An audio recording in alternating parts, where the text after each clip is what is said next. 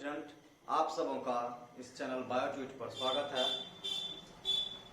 Video को पूरा देखें, चैनल को सब्सक्राइब जरूर करें और शेयर करें ताकि आपके दोस्तों को भी फायदा हो। Thank you. तो आज हम लोग इस वीडियो में रेस्पिरेशन चैप्टर से संबंधित कुछ इम्पॉर्टेंट टर्म्स को देखेंगे कि हवा जब लंग्स में जाता है तो लंग्स के अंदर जो होता है कितना एयर बचा रहता है, एक बार में कितना एयर निकलता है, तो उस सब को हम लोग क्या कहते हैं, साइंटिफिक टर्म उसके लिए क्या होता है, तो हम लोग उसको देखेंगे कौन कौन से टर्म जनरली यूज होते हैं इस चैप्टर में रेस्पिरेशन में, उसको हम लोग देखेंगे। तो पहला टर्म है टिडाल वॉल्यूम। ये वो वॉल्यूम होता है जो हम लोग अंदर लेते हैं या बाहर छोड़ते हैं नॉर्मल ब्रीदिंग के दौरान। नॉर्मल ब्रीदिंग के दौरान जो अमाउंट ऑफ एयर अंदर लिया जाता है या बाहर निकाला जाता है वो टिडाल वॉल्यूम या टीवी कहलाता है। तो प्रत्येक नॉर्मल ब्रीदिंग के दौरान एक एवरेज पर्सन करीब 500 ml यानी कि half litre of air inhale करता है या एक्सहेल करता है। ये नॉर्मल ब्रीदिंग है। तो अब इस 500 ml में ये नॉर्मल ब्रीदिंग का है, जबकि एक्सरसाइज के दौरान ड्यूरिंग एक्सरसाइज जब हम लोग एक्सरसाइज करते हैं या हैवी वर्क करते हैं तो ये टिडाल वॉल्यूम जो है 4 से 10 गुना ज्यादा हो जाता है नॉर्मल की अपेक्षा।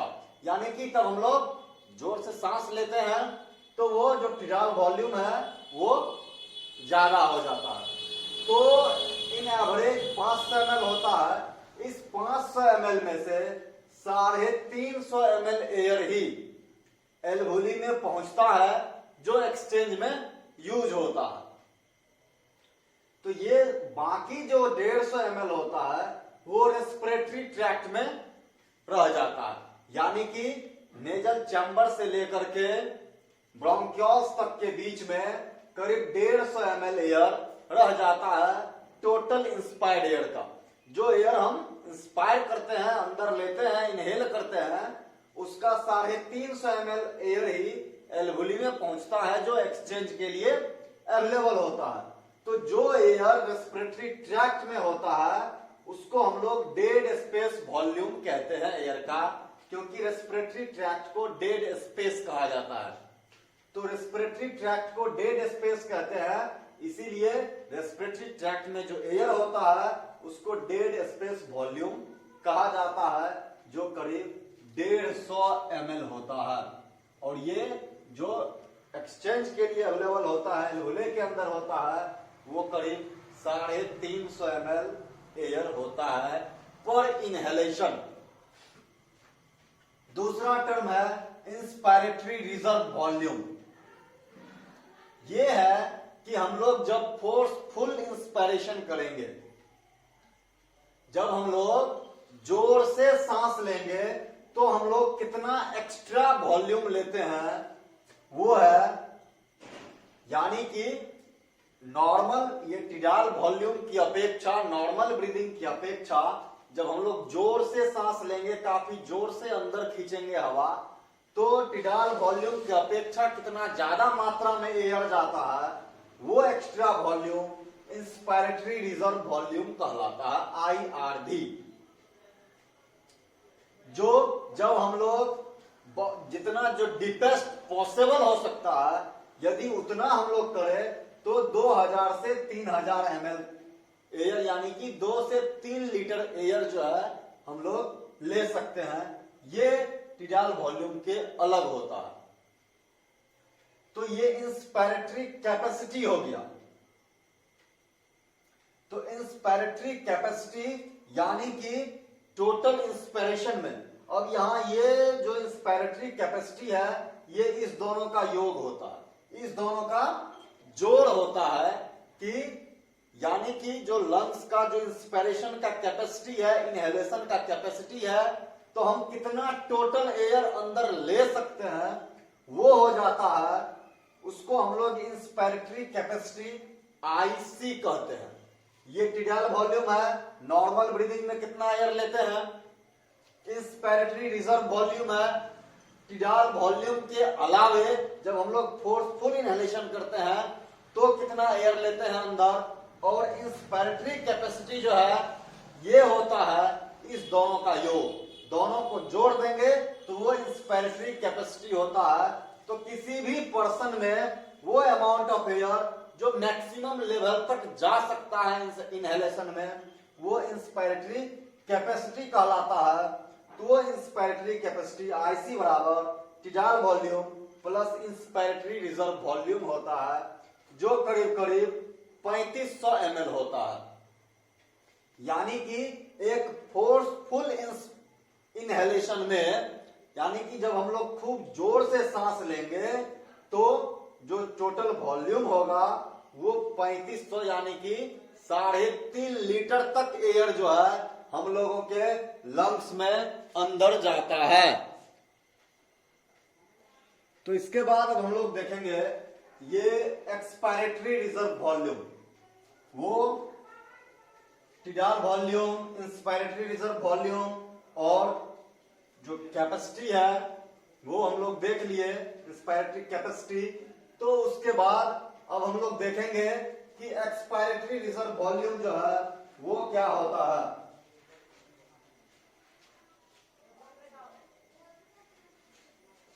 तो एक्सपायरेटरी रिजर्व वॉल्यूम ये जिस तरह से इंस्पिरेटरी रिजर्व वॉल्यूम था, मैक्सिमम फोर्सफुल इनहेलेशन के दौरान हम लोग कितना एयर अंदर ले सकते हैं, तो उसी तरह से एक्सपायरेटरी रिजर्व वॉल्यूम भी होता है कि हम लोग कितना amount of air forceful expiration में बाहर निकाल सकते हैं। यानी कि नॉर्मल टिडाल एक्सपायरेशन, नॉर्मल टिडाल जो एक्सहेलेशन होता है उसके बाद, मतलब नॉर्मल ब्रीदिंग के बाद, नॉर्मल एक्सहेलेशन के बाद जो अमाउंट ऑफ एयर हम लोग बाहर निकाल सकते हैं फोर्सफुली, वो एक्सपायरेटरी रिजर्व वॉल्यूम कहलाता है। यानी कि amount of air that can be expired by forceful expiration after the end of normal tidal expiration, वो एक्सपायरेटरी रिजर्व वॉल्यूम कहलाता है, ERV। यानी कि कितना हम लोग एयर बाहर निकाल सकते हैं। तो वो एवरेज जो है 1100 ml होता है, जो करीब 1000 से 1500 ml के बीच होता है। तो एवरेज 1100 ml होता है। यानी कि नॉर्मल एक्सपिरेशन के बाद हम लोग यदि फोर्सफुली एक्सपिरेशन करना चाहे तो हम लोग एवरेज इतना ml ऑफ एयर बाहर निकाल सकते हैं। इसके बाद है वाइटल कैपेसिटी ऑफ लंग्स। ये वाइटल कैपेसिटी क्या होता है? तो ये वाइटल कैपेसिटी हो गया कि हम लोग फोर्सफुली एक्सपिरेशन इनहेलेशन किए, मतलब जोर से सांस भी लिए और जोर से सांस छोड़े भी, तो दोनों में जितना एयर आया और गया वो कहलाता है वाइटल कैपेसिटी। मतलब कितना एयर हम लिए फोर्सफुल इनहेलेशन के बाद और फोर्सफुल एक्सहेलेशन के बाद कितना एयर बाहर गया, उसको जोड़ देंगे तो वो वाइटल कैपेसिटी ऑफ लंग्स कहलाता है। तो वही है maximum amount of air that can be expelled from lungs by forceful exhalation after a forced inhalation. पहले हम फोर्स्ड इनहेलेशन करेंगे, जोर से सांस लेंगे और उसके बाद जोर से सांस छोड़ेंगे, तो जो अमाउंट ऑफ एयर होगा वही वाइटल कैपेसिटी ऑफ लंग्स कहलाएगा। तो इसलिए वाइटल कैपेसिटी ऑफ लंग्स बराबर होता है normal tidal volume plus inspiratory reserve volume plus expiratory reserve volume. तीनों को जोड़ देंगे तो जो अमाउंट मिलता है वो वाइटल कैपेसिटी ऑफ लंग्स होता है। तो ये वाइटल कैपेसिटी ऑफ लंग्स का जो रेंज होता है यह 3.5 लीटर से 4.5 लीटर तक होता है। और ये वाइटल कैपेसिटी जो है एथलीट्स में ज्यादा होता है, माउंटेन पे रहने वाले लोगों में ज्यादा होता है, यंग लोगों में और फीमेल के अपेक्षा मेल में ये वाइटल कैपेसिटी जो है यह ज्यादा होता है। तो इसके बाद है छठा रेसिडुअल वॉल्यूम। तो रेसिडुअल वॉल्यूम क्या होता है, जैसे नाम से ही पता चलता है कि बचा हुआ, रेसिडुअल मतलब बचा हुआ। तो बचा हुआ क्या, तो हम लोग जब सांस छोड़ते हैं, इवन मोस्ट फोर्सफुली एक्सप्रेशन, काफी जोर से भी सांस छोड़ेंगे तो भी एक अमाउंट होगा एयर का जो लंग्स में हमेशा पाया जाएगा। तो जो अमाउंट लंग्स में रह जाएगा एयर का, this amount is called residual volume. The amount of air which left in air after a forceful expiration, that called residual volume. It means that after a forceful expiration, lungs or alveoli always contain some amount of air in it. Means कि हम कितना भी जोर से forceful expression करें, एक amount of air होगा जो हमेशा एल्वुला में, लंग्स में पाया जाएगा, और उसी एयर को, उसी वॉल्यूम को रेसिडुअल वॉल्यूम कहते हैं, जो लंग्स को कोलैप्स होने से बचाता है। और उसी वॉल्यूम ऑफ एयर को रेसिडुअल वॉल्यूम कहते हैं, और जो करीब 1500 ml होता है, यानी कि हमेशा लंग्स में 1500 ml एयर बचा रहता है। तो अब हम लोग देखेंगे फंक्शनल रेसिडुअल वॉल्यूम। तो रेसिडुअल वॉल्यूम हो गया कि जो अमाउंट बचा रह जाता है लंग्स में हमेशा। तो फंक्शनल रेसिडुअल वॉल्यूम हो गया कि नॉर्मल एक्सहेलेशन के बाद, नॉर्मली जो हम लोग सांस लेते हैं, तो नॉर्मल एक्सहेलेशन के बाद जो अमाउंट ऑफ एयर रहता है लंग्स में, वो फंक्शनल रेसिडुअल वॉल्यूम कहलाता है। तो नॉर्मल में अब क्या, ये फंक्शनल रेसिडुअल वॉल्यूम में, फंक्शनल रेसिडुअल वॉल्यूम हो गया residual volume plus expiratory reserve volume. Residual volume था कि आफ्टर फोर्सफुल एक्सपायरेशन, उसके बाद भी बचा रह जाता था। तो फोर्सफुल एक्सपायरेशन जब हम लोग नहीं करते हैं, तो फोर्सफुल एक्सपायरेशन वाला एयर भी लंग्स में ही बचा रहेगा, और रेसिडुअल वॉल्यूम तो रहेगा ही। तो दोनों को जोड़ देंगे तो फंक्शनल रेसिडुअल वॉल्यूम हमको मिल जाएगा। तो फंक्शनल रेसिडुअल वॉल्यूम हो गया residual volume plus expiratory reserve volume. तो दोनों को जोड़ देंगे तो जो करीब करीब 2.5 लीटर के आसपास होता है। ये नॉर्मल एक्सेलेशन के बाद इतना अमाउंट ऑफ एयर हमेशा लंग्स में पाया जाता है। हम लोग ब्रीदिंग करते रहते हैं, लेकिन इतना अमाउंट ऑफ एयर हमेशा लंग्स में बचा रहता है। तो इसका मतलब हो गया कि यदि हम लोग कुछ देर सांस नहीं भी ले, तो गैसियस एक्सचेंज लंग्स के अंदर होते रहता है। ऐसा नहीं है कि हम लोग कुछ देर सांस नहीं ले तो गैसियस एक्सचेंज नहीं होगा। ये जो फंक्शनल रेसिडुअल वॉल्यूम होता है, ये हमेशा लंग्स में रहता है, तो ये एक्सचेंज होते रहता है। इसके बाद हम लोग देखेंगे टोटल लंग कैपेसिटी, टीएलसी। तो टोटल लंग कैपेसिटी होता है कि लंग्स में और रेस्पिरेटरी ट्रैक्ट में कितना एयर पाया जाता है। लंग्स में और रेस्पिरेटरी ट्रैक्ट में जो टोटल अमाउंट ऑफ एयर होता है, वही टोटल लंग्स कैपेसिटी कहलाता है। तो टीएलसी हो गया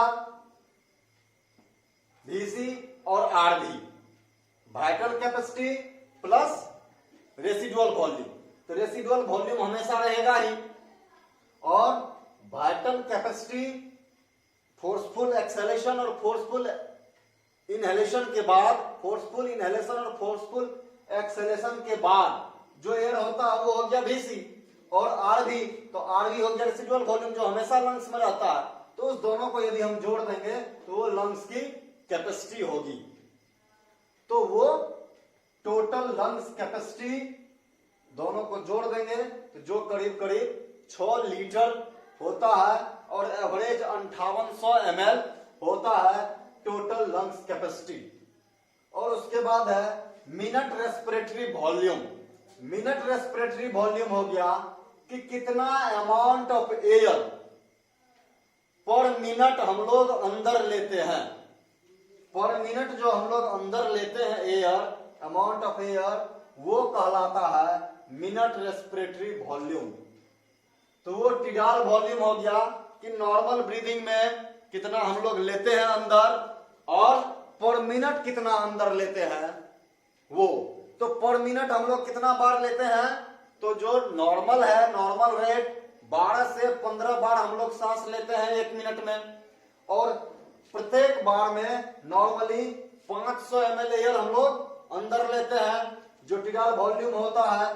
तो टीडाल वॉल्यूम को यदि हम लोग रेस्पिरेटरी रेट से गुना कर दें तो हम लोग को मिनट रेस्पिरेटरी वॉल्यूम मिल जाएगा। तो वही है, टीडाल वॉल्यूम को यदि हम लोग रेस्पिरेटरी रेट से गुना कर दिए तो पर मिनट हम लोग करीब 6 लीटर एयर अंदर लेते हैं। 6 लीटर एयर हम लोग अंदर सांस लेते हैं। तो ये कुछ इंपॉर्टेंट टर्म्स थे रेस्पिरेटरी सिस्टम के अंदर के, रेस्पिरेटरी सिस्टम के कुछ टर्म्स थे कि लंग्स का capacity, tidal volume, expiratory reserve volume, inspiratory reserve volume, total lungs capacity, ये सब क्या होता है इसको हम लोगों ने देखा। नेक्स्ट वीडियो में हम लोग देखेंगे कि जो रेस्पिरेशन में जो गैसेस एक्सचेंज होता है उसका क्या परसेंटेज होता है। हम लोग जो इनहेलेशन करते हैं तो कितना परसेंट कौन सा एयर लेते हैं, कितना परसेंट सेल तक जाता है और कितना परसेंट कार्बन डाइऑक्साइड वाला एयर हम लोग छोड़ते हैं, इसको देखेंगे। फिर हम लोग देखेंगे कि एक्सचेंज ऑफ गैसेस कैसे होता है शरीर के अंदर। Thank you. तो चैनल को जरूर सब्सक्राइब करें, वीडियो को शेयर करें, लाइक करें